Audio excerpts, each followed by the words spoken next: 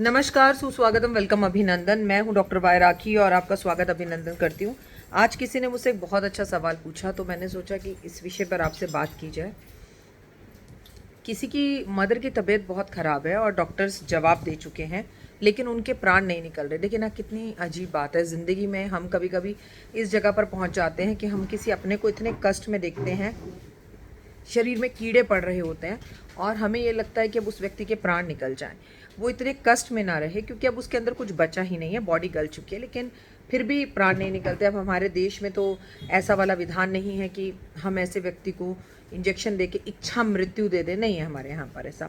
तो किसी ने बोला, राखी जी इस विषय पर बात ज़रूर करिए, क्योंकि आज अपनी मदर को कष्ट में देखकर मुझे ऐसा लगा कि अगर किसी और की मदर या किसी और के फादर भी अगर इतने कष्ट में है तो हम उनके लिए क्या कर सकते हैं, ये बता दीजिए।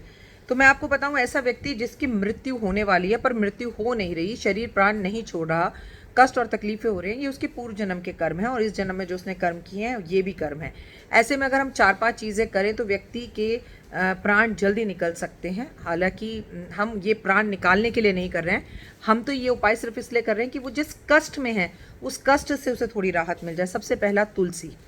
ऐसे व्यक्ति को नियमित रूप से तुलसी के 2 पत्ते उसके मुंह में रखें या तुलसी का पानी पिलाएं तो उसको उस कष्ट और तकलीफ में बड़ी राहत मिलेगी। और अगर वो वेंटिलेटर पर हो, उसे तुलसी का पानी देना मुश्किल हो या तुलसी खिलाना मुश्किल हो, तो 2 तुलसी के पत्ते उस व्यक्ति के आसपास रख दीजिए। गंगा जल। ऐसे व्यक्ति पर या तो गंगा जल छिड़के या गंगा जल एक बॉटल में रख दें, एक पात्र में रख दें या फिर उसे गंगा जल पिलाएं। श्रीमद् भगवत गीता। ऐसे व्यक्ति के कानों में श्रीमद् भगवत गीता का अध्याय बोला जाए, पहला बोला जाए, दूसरा बोला जाए। अब तो बड़े अच्छे अच्छे एफएम आ गए हैं, बड़े अच्छे अच्छे ऐसे ऑडियोज़ आ गए हैं कि आप एफएम चलाकर या ऐसे गीता के उपदेश जलाकर उस व्यक्ति के कानों के आसपास भी रख सकते हैं, तो वो कष्ट और तकलीफ़ें जल्दी जो है वो छोड़ेगा। ऐसे व्यक्ति का हाथ लगवाकर दान करना चाहिए। अगर ऐसे व्यक्ति का हाथ लगाकर शैया दान कर दी जाए तो ऐसे व्यक्ति के प्राण या वो जिस कष्ट में होता है उस कष्ट या तकलीफ से वो जल्दी निकलता है। तो भगवान आपकी मम्मी को मोक्ष की प्राप्ति जल्दी दे, उन्हें कष्ट और तकलीफ़ें ना हो, ये मैं परमपिता परमात्मा से कामना करती हूँ।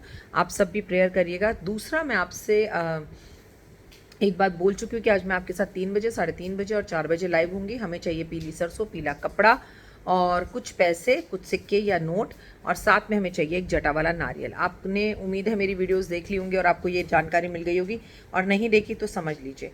अब मैं आपको बताना चाहती हूँ अपनी इस छोटी सी वीडियो के माध्यम से कि हम ऐसा क्या कर सकते हैं मोर पंखों से जिससे हमारी ज़िंदगी में चेंजेस आए। मैं आपको 4 उपाय बताऊंगी।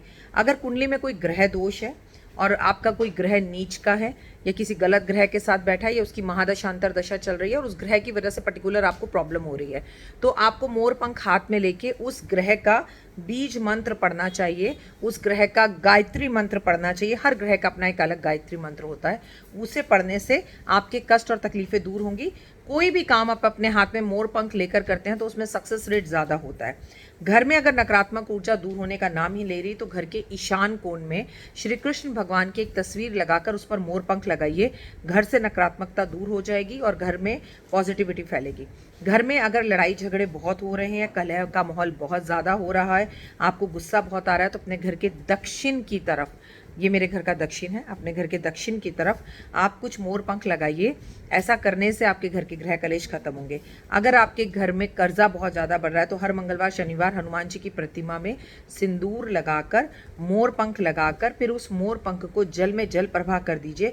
वास्तुशास्त्र के अनुसार शत्रु भी पराजित होंगे और जो शत्रु बना आपका कर्जा आपके घर में बैठा हुआ है उस कर्जे से भी आपको मुक्ति मिलेगी। अगर आपके घर में ग्रह कलह बहुत ज़्यादा हो रहा है, बात बात पे किसी एक व्यक्ति को घर में बहुत ज़्यादा गुस्सा आ जाता है, तो अपने घर के मुख्य दरवाजे पर 3 मोर पंख लगा दीजिए ओए हुए। उसके बाद आप देखेंगे कि कैसे ज़िंदगी के अंदर पॉजिटिविटी फैलने लगी और नकारात्मकता दूर हो गई। उम्मीद है आपको मेरी ये छोटी सी वीडियो पसंद ज़रूर आई होगी। कमेंट्स में जय माता दी लिखेगा। हम पुरुषोत्तम मास के इस पावन महीने में चल रहे हैं और इसमें मोर पंख का बहुत महत्व है। आप चाहें तो अपने घर के मोर पंख बदल भी सकते हैं या उन्हें धोकर, सुखाकर और कपड़ा गीला मारकर थोड़ी देर धूप में रखकर, ताकि वो एक्टिव और पॉजिटिव हो जाए, और फिर वापस उन्हें अपने कमरे में उनके स्थान पर रख सकते हैं। क्योंकि आज पीताम्बरधारी विष्णु जी का दिन है। पीले कपड़े पहने, पीला खाएं, पीला सोचें और पीला दान करें। और मेरे साथ 3 बजे लाइव ज़रूर जुड़ें। फिलहाल दीजिए इजाज़त। नमस्कार।